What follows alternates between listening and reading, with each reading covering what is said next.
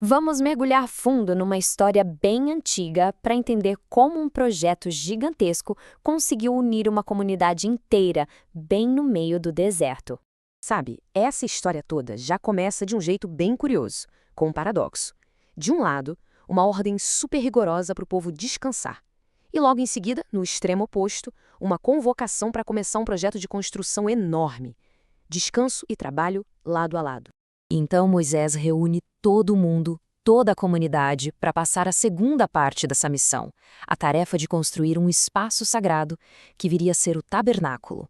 Mas olha só que interessante, isso não era um imposto, não era uma coleta obrigatória. A ideia era que o projeto inteiro fosse bancado por doações, por contribuições dadas de livre e espontânea vontade. E essa ideia, esse tal de coração voluntariamente disposto, isso é o centro de tudo, a espinha dorsal do projeto. É um conceito tão importante que ele se repete várias e várias vezes no texto, quase como um mantra, para deixar bem claro que a motivação tinha que vir de dentro. Tá, mas o que exatamente era preciso para levantar esse santuário do zero, no meio do nada? E quando a gente olha para a lista de materiais necessários, é impressionante. Revela não só a escala, a riqueza do que eles queriam fazer, mas também a quantidade de recursos que essa comunidade, aparentemente no meio do deserto, possuía. Para começar, a base de tudo, metais preciosos como ouro, prata e cobre, e uma madeira bem específica, a madeira de acácia, que era conhecida por ser durável e sagrada. Depois, vinha uma variedade enorme de tecidos e peles tratadas, coisas como fios coloridos, linho da melhor qualidade, peles de cabra e de carneiro. Tudo isso exigia uma habilidade artesanal muito grande para ser produzido. E, por fim, os itens mais refinados, digamos. Óleos para iluminação, especiarias raras para fazer óleos de unção e incensos. E, claro, pedras preciosas para adornar as peças mais importantes. E isso aqui mostra bem o tamanho da ambição, né? O objetivo não era levantar uma tenda qualquer.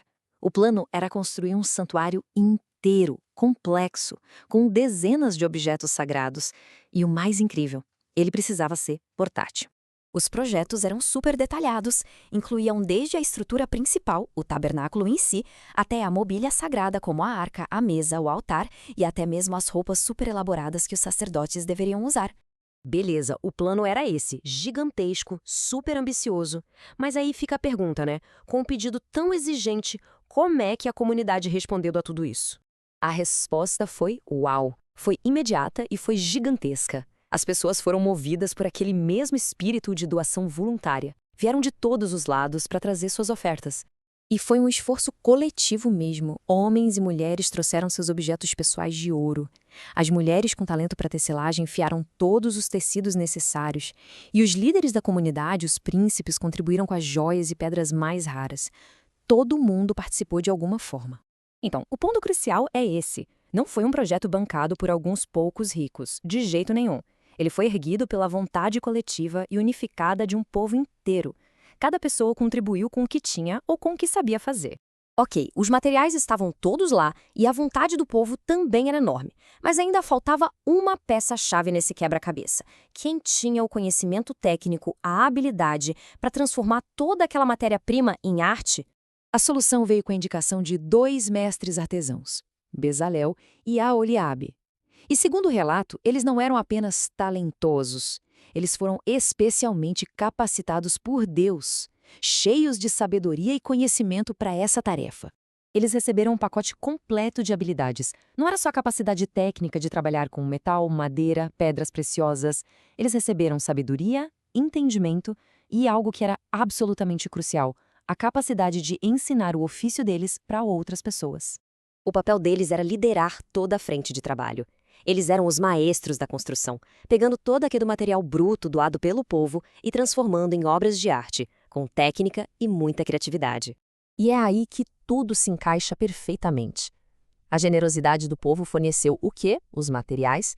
E a maestria desses artesãos divinamente inspirados forneceu o como. A vontade da comunidade se uniu com a habilidade necessária para transformar a visão em realidade. E no final, essa história antiga deixa no ar uma pergunta bem poderosa, uma pergunta que vale até hoje. O que se torna realmente possível quando uma comunidade inteira consegue unir propósito, generosidade e talento.